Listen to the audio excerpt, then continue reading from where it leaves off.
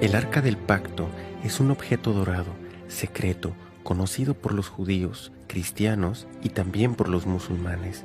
También se ha hecho conocer a una audiencia más amplia al mostrarse en varias películas. Pero, ¿qué es el Arca del Pacto? El texto más antiguo escrito sobre el Arca es la Torá, hallada en la Tanaj hebrea y en el Antiguo Testamento de la Biblia. Se nos habla sobre el Dios Supremo, quien expresó ser el creador del planeta Tierra. Él escribió 10 leyes en 2 tablas de piedra. Esas piedras fueron entonces colocadas en un baúl de oro. El baúl entonces fue cerrado con un asiento o tapa, con 2 querubines, uno a cada lado de la tapa. El arca era usado con 2 propósitos distintos. En primer lugar, era donde el creador de la tierra se manifestaría a sí mismo como la ley, siendo el arca como un trono para el creador. En segundo lugar, el arca fue colocada en un santuario junto a otros objetos sacros. No se le era permitido a nadie entrar en la habitación donde se encontraba el arca, con excepción de una vez cada año, cuando un sumo sacerdote traía sangre a la habitación y colocaba la sangre enfrente del arca y en el asiento del arca. Esto simbolizaba cómo las transgresiones del pueblo contra la ley dentro del arca eran llevadas a justicia por una sangre sustituta, la cual era traída delante del trono. Luego, el arca fue llevada al primer templo en Jerusalén. Se cree que antes que los babilonios sitiaran la ciudad y destruyeran el templo, el arca fue escondida o desapareció. Desde entonces, muchos expertos, teólogos, historiadores y arqueólogos se han preguntado qué ocurrió con el arca y si ésta realmente habría existido. ¿Era acaso un hecho o un mito? No se le permitía a nadie tocar el arca. En más de una ocasión, aquellos quienes violaban esta ley morían súbitamente. El arca seguía también a los israelitas a la guerra. Cuando fue capturada por enemigos, ellos fueron afligidos con plagas hasta que regresaron el arca a sus guardianes. A lo largo de los años han habido muchos cazadores del arca, buscando el arca del pacto o tratando de entender su significado. Muchos han hecho réplicas de la misma. Más de uno ha dicho haberlo descubierto, pero hasta ahora nadie había traído evidencias de sus hallazgos para que sean examinadas. Pero alguien en particular sobresale de todos los otros exploradores de una manera y con un corazón especial. La desaparición del arca ha sido un misterio por un largo tiempo.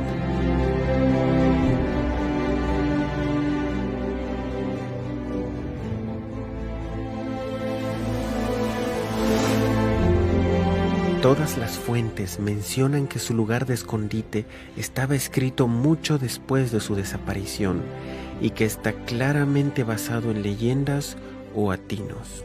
La última vez que el arca es mencionado en la Biblia fue cuando el rey Josías ordenó que se colocara de vuelta en el templo, pero también sabemos que Babilonia conquistó a Jerusalén en los días de los hijos del rey Josías, unos 35 años después. Algo interesante sobre esto es que no hay ninguna mención del arca, a pesar que otros objetos que fueron llevados a Babilonia son mencionados. Sin embargo, el libro de los Macabeos, que se escribió varios cientos de años después de su desaparición, menciona que el arca había sido escondida en el monte donde Moisés vio la tierra prometida antes de su muerte. El libro de Baruc, un libro más reciente, menciona que Dios dejó que la tierra debajo de Jerusalén se abriera y que el arca volvería a la superficie nuevamente en el tiempo del fin. Y la literatura medieval menciona que el arca había sido llevada a Etiopía. Algunas especulaciones del siglo XX incluían lugares como Egipto y aún Irlanda. Pero, ¿qué es el arca y dónde está? Pueden estar actualmente relacionados. La principal función del Arca del Pacto era ser la silla gubernamental de Dios en su templo terrenal. El arca tenía muchas tareas fuera del santuario y no estaba limitada a los ritos de sacrificio. Tanto dentro como fuera del sistema del santuario, el arca era usada para defender el derecho de Dios como juez y único Dios verdadero y Rey de toda la tierra. Este derecho estaba escrito en la ley, dentro del arca, la cual estipuló que Él era el Creador y que por tanto la tierra le pertenecía.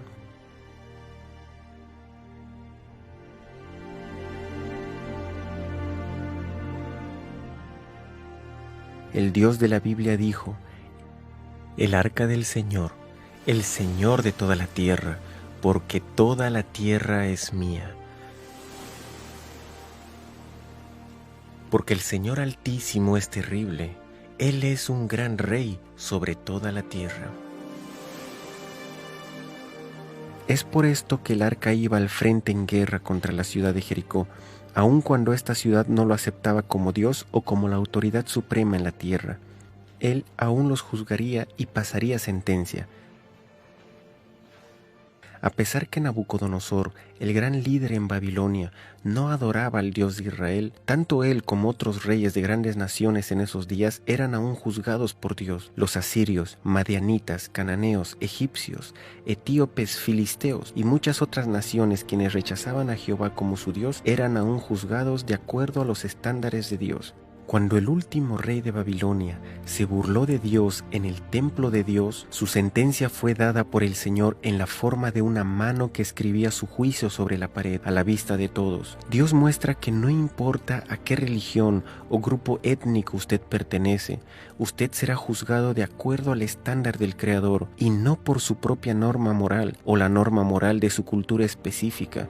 Una de las funciones del arca era ir delante del pueblo de Dios en el desierto, guiándoles hacia su lugar de descanso. Estaba presente cuando hubo una disputa sobre la autoridad de los escogidos de Dios y ésta tenía que ser resuelta.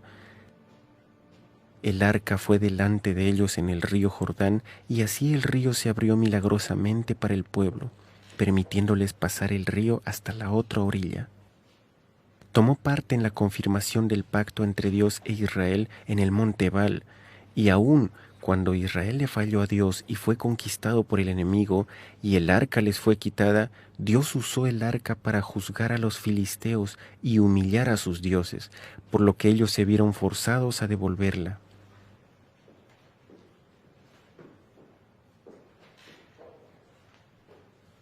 En esta situación, Dios usó el arca como un símbolo de su reinado. Aun cuando Dios no protegió a su pueblo apóstata, Él protegió el arca, ya que representaba su autoridad. Esto dejó en claro que ningún hombre era necesario para protegerla y que Dios mismo la mantendría segura de todo por sí mismo. Esto también elimina la posibilidad de que haya sido destruida. El arca ha sido el trono de Dios en la tierra y la Biblia dice: tu trono, oh Jehová, es para siempre. Mientras Jeremías había sido testigo de cómo Jerusalén y el templo eran destruidos, él tenía algo totalmente distinto que decir sobre el trono de Dios. Tu trono, oh Dios, permanece para siempre, tu trono de generación en generación. Entonces, ¿qué ocurrió realmente con el arca? Dios le dijo a Jeremías que la ciudad y el templo iban a ser destruidas. Él estaba preparado junto a muchos otros. La cosa más natural era esconder el objeto más sagrado, el arca del pacto. Una palabra profética para el tiempo del fin en la Biblia puede darnos una clave de dónde el arca surgiría. Y vendrán muchas naciones y dirán: subamos al monte de Jehová, porque de Sión saldrá la ley y de Jerusalén la palabra de Jehová.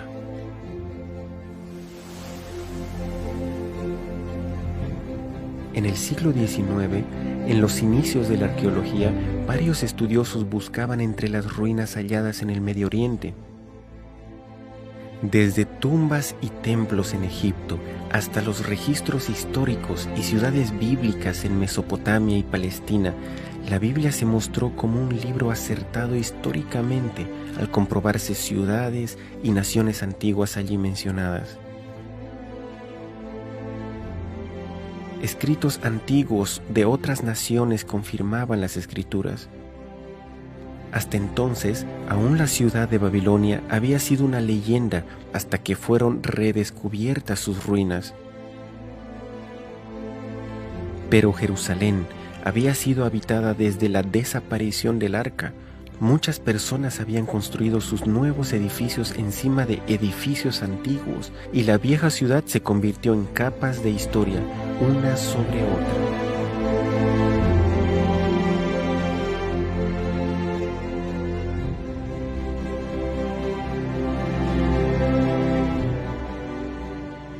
En 1854, un misionero, James Barclay, estaba caminando cerca de los antiguos muros de Jerusalén cuando se tropezó con la entrada de una gran cueva bajo la ciudad antigua, llena de túneles y aperturas.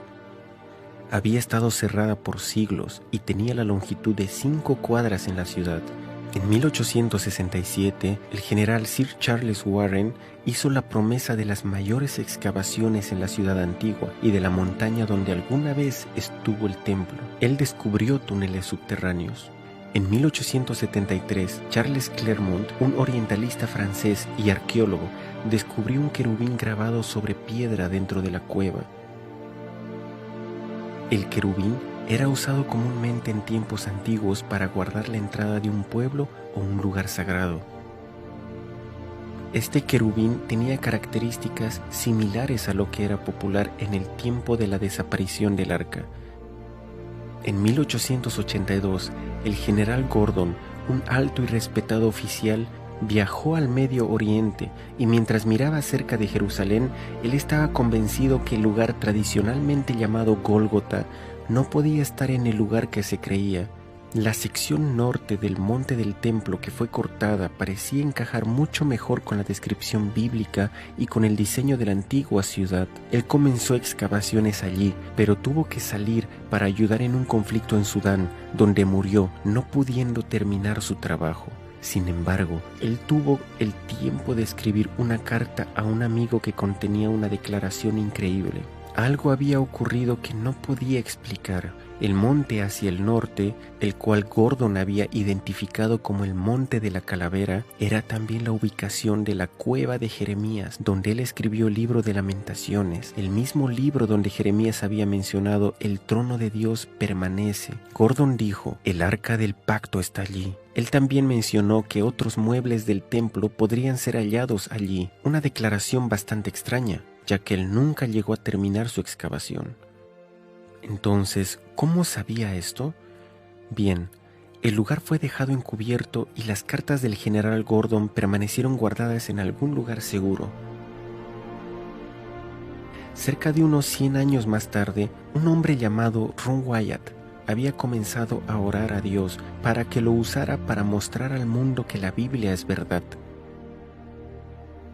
Ron ya había estado observando la historia del diluvio y había investigado las posibles ruinas del arca de Noé. También estaba estudiando el éxodo de Israel desde Egipto y una ubicación desde donde ellos pudieron haber cruzado el mar, hallando algunas ruedas antiguas de carros egipcios.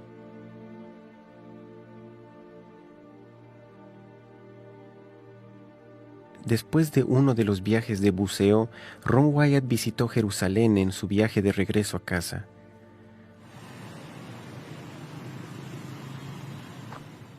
En Jerusalén, caminando a lo largo de un precipicio con un amigo, su mano alzada por sí sola apuntó a un lugar donde cenizas y basura se hallaban al frente del precipicio. Sin entender el por qué o cómo, él se escuchó a sí mismo decir, la cueva de Jeremías y el arca del pacto están aquí. Ron estaba confundido con lo que había ocurrido, ya que no había tenido una experiencia como esta antes. Ni siquiera había pensado en buscar esto. Pensativo, se fue a casa tratando de estudiar y hallar si era una posibilidad que el arca se encontrara allí. Él estudió el sitiado de Babilonia en el momento cuando se había visto por última vez el arca. Trató de ver cuándo había podido ser removida y también las limitaciones de tanto tiempo como el lugar para esconderla. Estudió la posibilidad de que el arca pudiera haber estado escondida debajo, en algún lugar del sistema de túneles. Ron comenzó a excavar con sus 2 hijos en el lugar donde su mano había apuntado.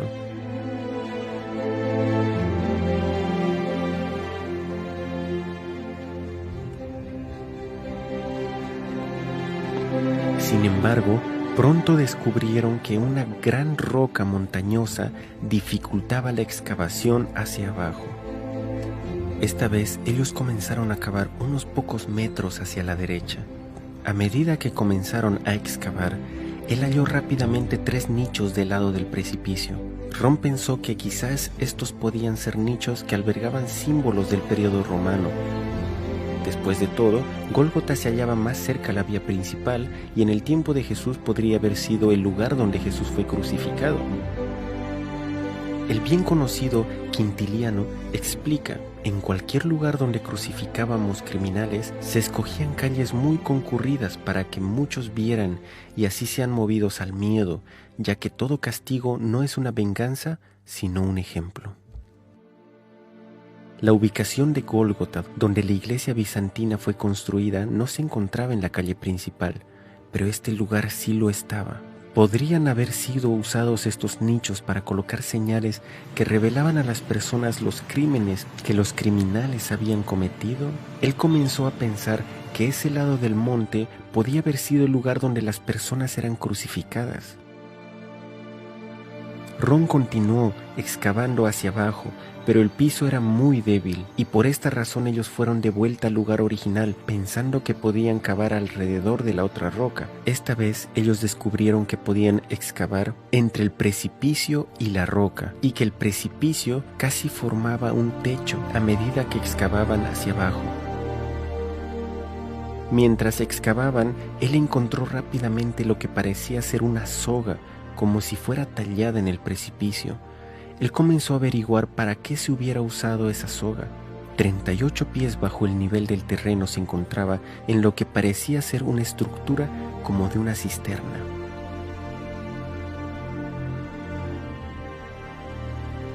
Era una estructura redonda, con escaleras hacia el fondo de la misma.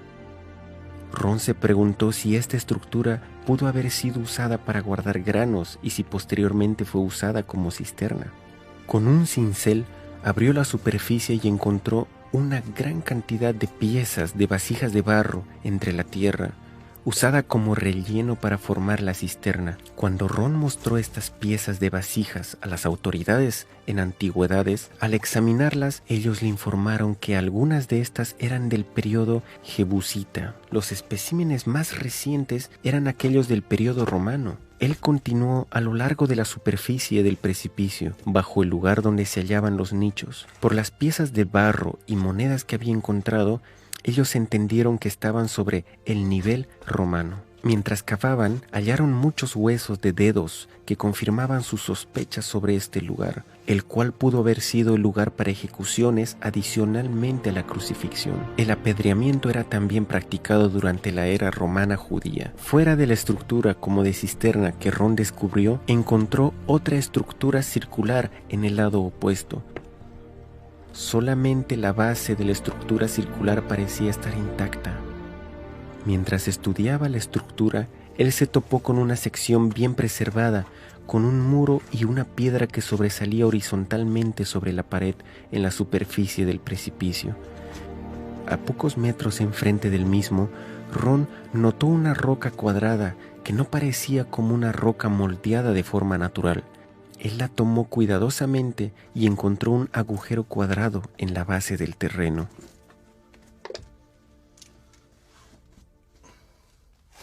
¿Podría haber sido este un agujero para una cruz? Mientras examinaba este agujero y limpiaba la tierra a su alrededor, él descubrió que había una gran quebradura que se extendía desde el orificio.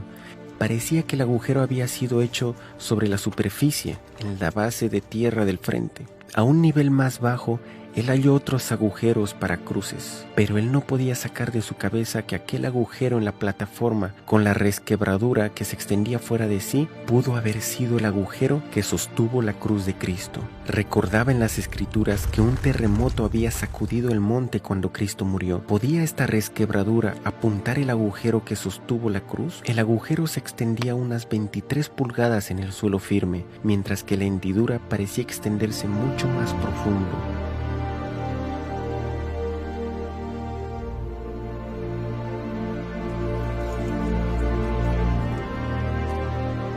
No es algo fuera de lugar pensar que se pudo tener conocimiento del lugar donde Cristo fue crucificado y que, sabiendo que él tenía muchos seguidores que hubiesen querido convertir el lugar en un sitio memorable, ¿se prefirió entonces mantenerlo en secreto? Gólgota, usado por las iglesias católicas y ortodoxas, fue construida por Constantino el Grande cerca del año 325 o 326, sobre las ruinas de un templo pagano antiguo. Esto ocurrió muchos años después que Cristo fue crucificado, pero estas ruinas que Ron descubrió eran romanas y podían ser de tiempos más cercanos a la crucifixión. Después del año 70, muchos judíos salieron de Jerusalén y otros fueron asesinados, por lo que la ciudad fue reducida a un campo romano. Esto podría explicar que el lugar ya no era usado para crucifixiones. Ron encontró monedas en la estructura de fechas anteriores y hasta el año 135 después de Cristo, pero ninguna de las monedas eran de fechas posteriores. En el año 130 después de Cristo, los cristianos fueron favorecidos en lugar de los judíos, por lo que era más probable que esta estructura hubiese sido construida por cristianos en este tiempo o aún antes. Esto significa que este era el primer lugar que fue reconocido como Gólgota. El Gólgota de la iglesia bizantina, que fue construido cerca de 200 años después, fue construido cuando el conocimiento sobre estos lugares se había de alguna forma perdido. Mientras más nos acercamos al tiempo de la crucifixión, mayor es la probabilidad que ellos supiesen los detalles de lo que había ocurrido.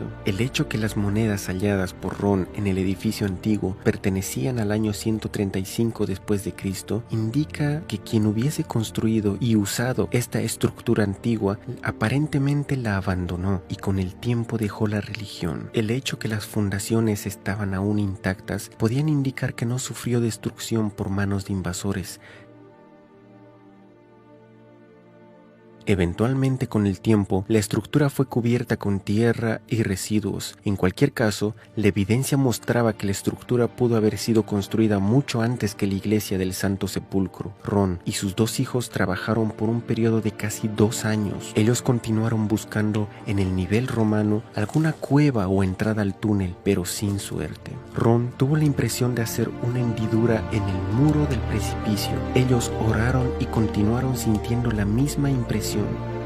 Utilizaron martillos y cinceles y después de un corto tiempo pudieron ver un espacio abierto detrás.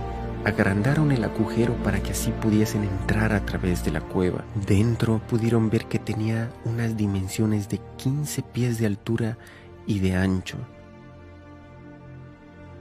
Al principio, Ron se sintió sumamente emocionado cuando descubrieron la cueva, pensando que el arca podía estar dentro de ella. Pero la cueva estaba vacía y de allí se abrían una gran cantidad de aperturas dentro del monte.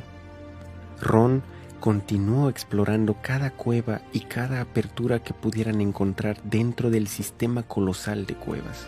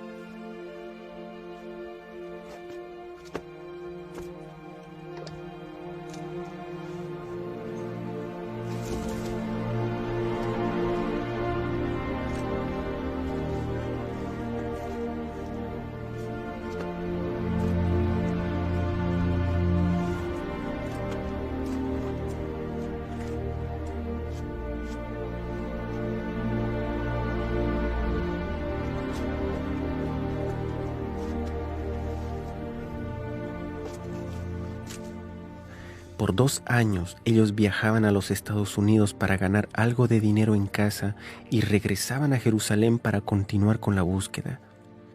En diciembre de 1981, ellos continuaban su trabajo dentro del sistema de cuevas, buscando alguna apertura o cueva que pudieran encontrar. Sin embargo, los 3 enfermaron. Los 2 hijos de Ron volvieron a los Estados Unidos y Ron tuvo que buscar ayuda de otras personas para continuar. Él no iba a rendirse y sentía que Dios le había prometido que encontraría el arca en este viaje específico. Pero ya había usado todo su dinero, estaba enfermo y el trabajo era bastante duro y extenuante. Una de las personas que le ayudaba entró en una de las aperturas más pequeñas, ya que era más delgado, y pudo llegar a lugares donde Ron no pudo. Mientras estaban observando a su alrededor, Ron encontró un pasaje parecido a un túnel de una chimenea.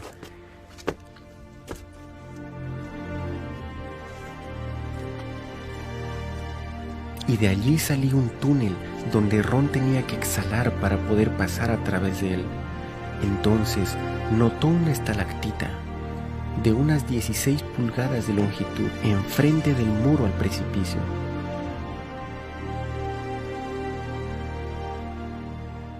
Detrás había un agujero y Ron trató de observar algo a través de él, pero sin poder tener una visión clara. Entonces él lo agrandó un poco y podía ver una cueva dentro que no parecía algo tan prometedor, parecía ser solo una cueva llena de rocas. Determinado a ver en todas partes, agrandó el agujero lo suficiente como para que su ayudante pudiera entrar, pero su ayudante salió rápidamente con una mirada aterradora en su rostro gritando: ¿Qué hay allí? ¿Qué hay allí?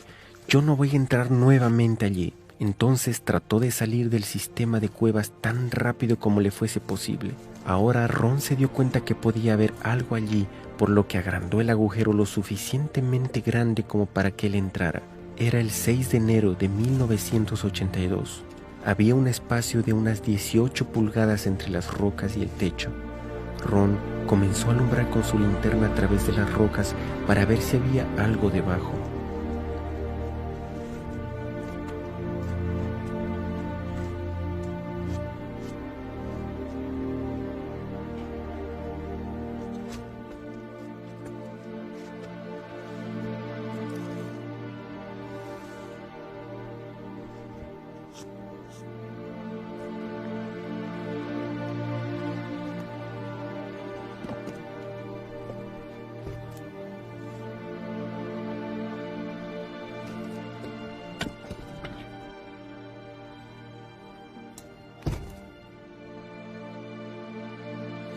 Él vio unas tablas de madera ya descompuestas y bajo la madera algunas pieles de animales que se volvían polvo con tan solo tocarlas. Luego, él vio algo que resplandecía, algo que era dorado, que brillaba. Primero pensó que podría ser el arca del pacto, pero cuando removió el cuero del animal, vio una tabla dorada con un molde levantado en uno de los lados, el cual tenía un patrón de una campana y una granada alterna. Ron se sintió seguro que esto tenía que ser el primer templo o algún mueble extraviado del tabernáculo y que podía ser la mesa de los panes de proposición. Entonces comenzó a investigar la cámara con más cuidado y a observar a su alrededor. Usando la linterna, notó una apertura en el techo. Trepando cerca de las rocas del lado lateral de la cámara, vio una caja de piedra justo debajo de la apertura. Tenía una roca lisa en el tope, la cual estaba quebrada en dos, y una sección más pequeña que se había movido hacia uno de los lados, creando una apertura hacia la caja de piedra. Pero su tapa estaba tan cerca del techo de la cueva que no le era posible ver dentro de la misma. Ron notó una substancia negra en la apertura superior y un poco más de esa substancia negra en el borde de la tapa de la caja. La apertura en el techo estaba directamente encima de la parte quebrada de la tapa, donde la caja estaba abierta, y parte de esta substancia oscura había caído dentro de la caja. Fue en este momento que Ron recuerda que, al darse cuenta de lo que había ocurrido en ese lugar, él colapsó. Cuando él se dio cuenta que la apertura en el techo de la cueva era el fin de la resquebradura que se extendía desde el agujero de la cruz que había hallado en la plataforma elevada encima de él, y que la sustancia oscura era la sangre que había caído a través de la apertura dentro de la caja de piedra, él supo entonces que el arca estaba en la caja de piedra.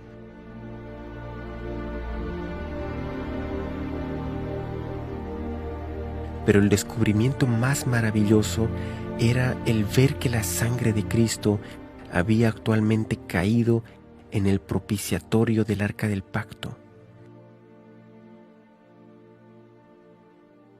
Ron estuvo en asombro por un tiempo. Posteriormente volvió a la cueva para confirmar que realmente se trataba del arca del pacto. Él informó al gobierno israelí sobre el descubrimiento, pero se le dijo que se mantuviese en silencio. Ron no pudo estar callado por mucho tiempo. Visitó la cámara en varias oportunidades y reportó que varios objetos se encontraban allí además del arca del pacto. El candelero de 7 brazos con sus lámparas del santuario original, el altar de oro de incienso, la mesa de los panes de proposición, un incensario dorado, un efod, una mitra con una granada de marfil sobre una punta, una pesa de siclos de bronce, lámparas de aceite y un anillo de bronce y una espada muy grande. En la parte trasera del arca había un pequeño cubículo abierto, el cual aún contenía el libro de la ley, quizá el que Moisés escribió por sí mismo. De acuerdo a su entendimiento, el libro de Génesis no estaba allí. Algo que le asombró a Ron es que los rollos estaban escritos sobre pieles de animales y estaban en condiciones perfectas. Entonces comenzó a darse cuenta que el arca tuvo que ser llevada a esta cámara de alguna forma. No pudo haber sido por donde él lo hizo, ya que tuvo que cortar entre la piedra para poder entrar. Removiendo algunas de las piedras, encontró una entrada más amplia hacia el sur, hacia la cueva de Sedequías, al otro lado del camino, donde el querubín había sido hallado. Sin embargo, este túnel estaba bloqueado con muchas piedras grandes, y Ron no tenía forma de moverlas fuera del túnel desde donde él entró. Ron tenía un laboratorio en Israel para analizar los residuos de sangre que había encontrado en la apertura y en el propiciatorio del arca. El resultado de los análisis los asombró más de lo que esperaban.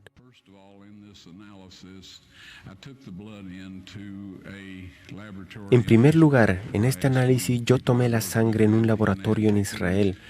Pregunté a una de las personas con las que trabajo dónde había un buen laboratorio, cuyo trabajo sea confiable. Ellos dijeron, tal y tal. Y yo la llevé allá. Dije, por favor examinen esta sangre y díganme lo que pueden decirme sobre él. Ellos dijeron, nosotros vamos a reconstituirla, vamos a colocarla en una solución salina normal y mantener la temperatura corporal por 72 horas con un movimiento suave. Ese es su negocio, yo dije, yo quiero estar allí cuando ustedes lo examinen. Ellos dijeron, bien, así que regresé y ellos lo analizaron. Y ahora digo lo que ellos dijeron. Es sangre humana, podemos decir eso. Ellos hicieron todos los exámenes que necesitaban hacer. Entonces dije, tomen algunas células blancas y colóquenlas en un medio de crecimiento y manténganlas a temperatura ambiente por 48 horas. Ellos dijeron, eso no será de ninguna ayuda, ya que está muerta. Yo dije, por favor, ¿podrían hacer eso? Ellos me dijeron, está bien, lo haremos. Así pues, yo les dije que quería estar allí cuando ellos sacaran la muestra para examinarla. Regresé al lugar cuando ellos sacaron la muestra para examinarla bajo un microscopio, y uno de los técnicos llamó a otro, y luego ellos llamaron a su jefe, y estaban hablando en hebreo cerca de 1 minuto, y me miraron y me dijeron, señor Wyatt, esta sangre humana tiene solamente 24 cromosomas en ella. Cada persona tiene 46. Esto es 23 cromosomas de su madre y 23 de su padre, 22 autosomas de su madre y 22 autosomas de su padre. Usted tiene una X de su madre y usted puede obtener una X o Y de su padre. Esta sangre tiene 23 cromosomas del lado de la madre y un cromosoma Y solamente. Usted verá, Un niño no pudo haberse desarrollado si no tuviese los autosomas de su madre, así que todas las características físicas fueron determinadas por el lado de su madre. Sus autosomas, su sexo varonil fue determinado por esta Y, que vino de una fuente, pero no de un varón humano. Entonces ellos dijeron, esta sangre está viva. Cuando ellos preguntaron, ¿de quién es esta sangre?, yo dije,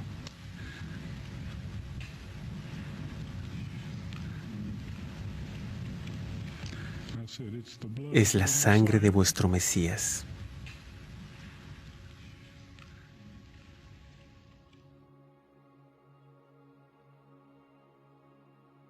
Cuando la sangre iba al propiciatorio, se probaba que se había pecado contra esta misma ley, por la cual Cristo sufrió la penalidad. Nuestros pecados contra la ley de Dios, no contra leyes humanas u otras leyes religiosas, y estas son las leyes por las que nos tenemos que arrepentir de haberlas quebrado. Además, Dios realmente envió a su Hijo a morir en nuestro lugar.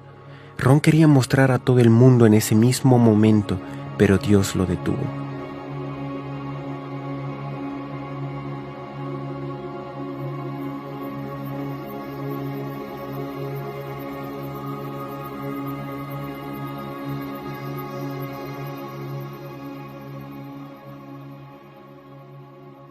En su cuarta visita a la cámara, el túnel fue limpiado y los muebles se colocaron en orden. Ron sintió inmediatamente la presencia de ángeles en la habitación y vio a 4 ángeles, 2 de pie, 1 en cada lado del arca. Ellos le dijeron que habían sido designados para proteger el arca, y entonces le dijeron a Ron que colocara su cámara en un trípode y grabara. Ellos alzaron la tapa del propiciatorio y le ayudaron a sacar los 10 mandamientos escritos en 2 tablas de piedra. Ron las sostuvo, mostrándolas a la cámara. Luego le dijeron a Ron cuándo Dios tenía planeado enseñar esto al mundo. En el tiempo apuntado por Dios, cuando la ley dominical sea forzada a guardarse, poco después de esto, estas tablas serán mostradas al mundo.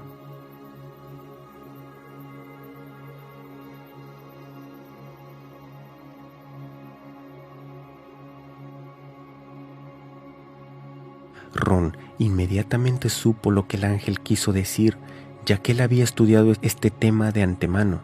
El ángel estaba hablando sobre la marca de la bestia, mencionada en Apocalipsis 13 y 14, como el último engaño y prueba que vendrá sobre el mundo antes de la segunda venida de Cristo. La ley y la sangre de Cristo es un testimonio contra la versión hecha por el hombre de los mandamientos de Dios, la cual será forzada sobre la gente de todo el mundo.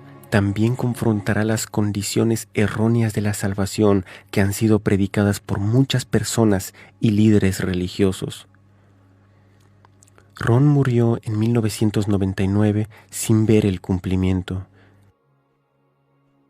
Pero él tuvo la evidencia de lo que ocurrió y usó sus últimos meses y años de vida para decirle a las personas sobre el amor de Dios, de Cristo y su sacrificio por nosotros.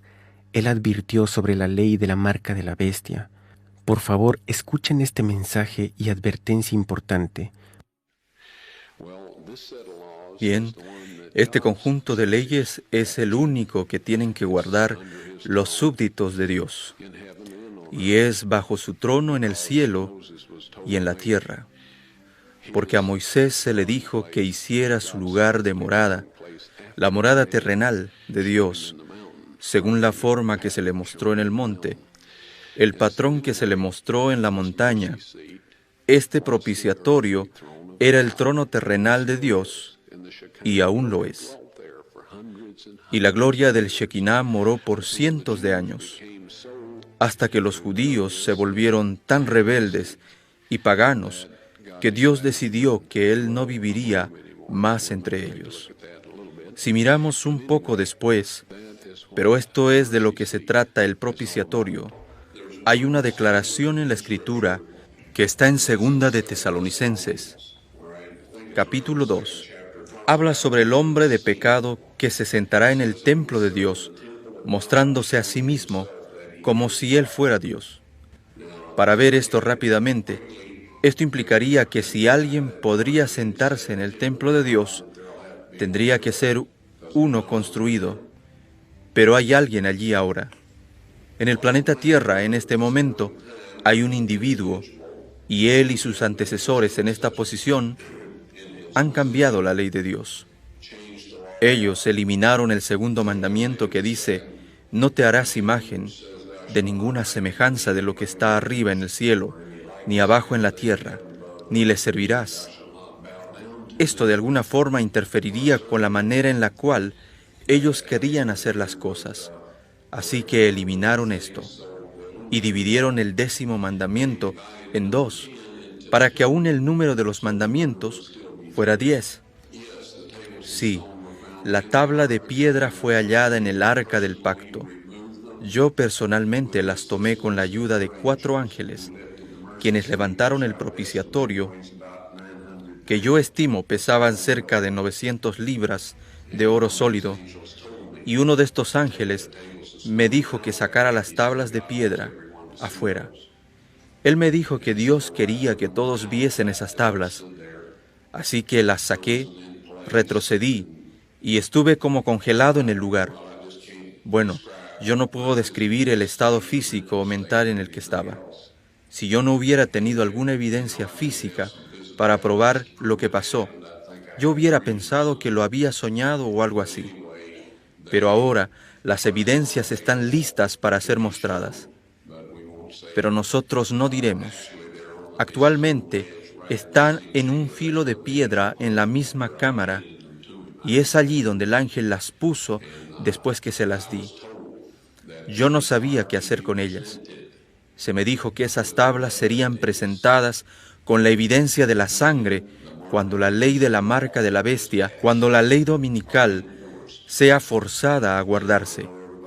Ahora, yo sé que todos se preguntan, ¿qué es eso? Todos hemos escuchado de rumores e historias sobre esto. Yo les diré rápidamente y de forma simple: si tú guardas los 10 mandamientos que Dios escribió sobre esas tablas de piedra,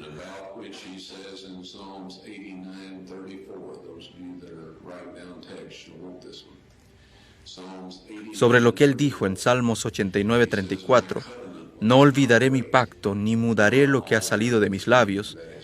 Él habló los 10 mandamientos desde el monte. Él los escribió en piedras y dijo que nada cambiará.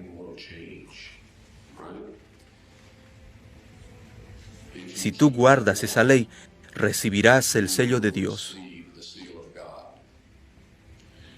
Pronto habrá un conjunto de leyes hechas por los hombres con las mejores intenciones, rodeadas de una cantidad de elogios célebres y peticiones sepulcrales.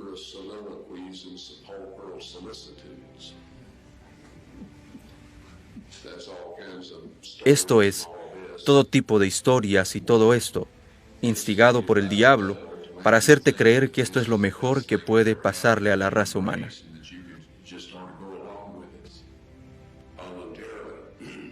De tal forma que tú querrás seguir con estas leyes voluntariamente. Esta ley, hecha por el hombre, requerirá que tú quebrantes los 10 mandamientos de Dios. Cristo dijo a los fariseos que es en vano que me adoren, enseñando doctrinas y mandamientos de hombre. Si tú guardas estas leyes humanas y quebrantas los 10 mandamientos de Dios, recibirás la marca de la bestia. Nadie tiene la marca de la bestia en este tiempo. Tú solo puedes tenerla después que esas leyes sean forzadas. Ahora, es tan difícil cuando una cantidad de leyes hechas por los hombres se pasen y los fuercen a obedecer, donde requerirá que se quebrante los 10 mandamientos de Dios. La penalidad por no guardar esas leyes humanas es que tú no podrás comprar o vender. Esta es la marca de la bestia. Diremos, amigos, guarda esta ley y recibirán el sello de Dios. Guarda las leyes hechas por el hombre obligándonos a quebrantar la ley de Dios y tendremos la marca de la bestia. Puede sonar algo simple, Sé que hay personas que dicen que la marca de la bestia es un chip de computadora y toda clase de historias. Está en guardar las leyes de los hombres en vez de las leyes de Dios. Tal como Cristo dijo a sus discípulos, cuando hablaba de los líderes judíos en sus días, dijo, porque en vano me adoran enseñando por doctrinas los mandamientos de hombres. Dios no aceptó la ofrenda de Caín de frutas y verduras. Él no aceptará ningún sustituto por nuestra lealtad a Él, guardando sus 10 mandamientos.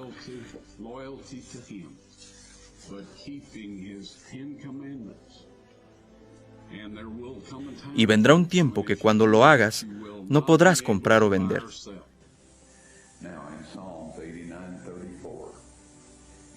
Dios dijo, no olvidaré mi pacto, ni mudaré lo que ha salido de mis labios. Eso significa los 10 mandamientos, lo cual es el pacto. Él no va a cambiar lo que habló en la cumbre del monte, que está registrado en el 20º capítulo de Éxodo. Él no va a cambiar eso. Cuando yo vi las tablas de piedra y vi lo que decían, ellos decían exactamente lo mismo que el texto hebreo original en el libro de Éxodo. Exactamente. Y eso no va a cambiar. Ahora la Biblia nos advierte que Satanás vendrá con milagros y engaños.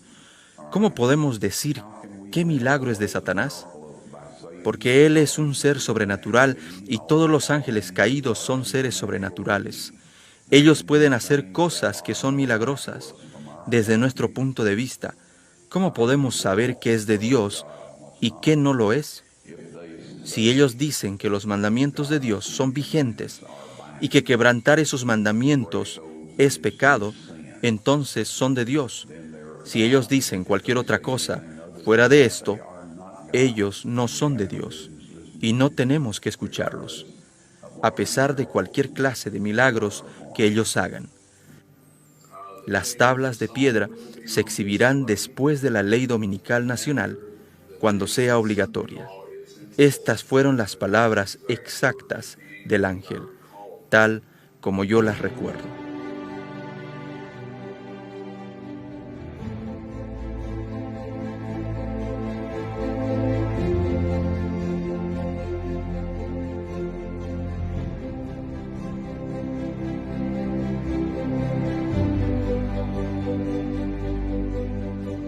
Pues este es el amor a Dios, que guardemos sus mandamientos, y sus mandamientos no son gravosos. Y 3 son los que dan testimonio en la tierra, el espíritu, el agua y la sangre, y estos 3 concuerdan. Si recibimos el testimonio de los hombres, mayor es el testimonio de Dios, porque este es el testimonio con que Dios ha testificado acerca de su Hijo.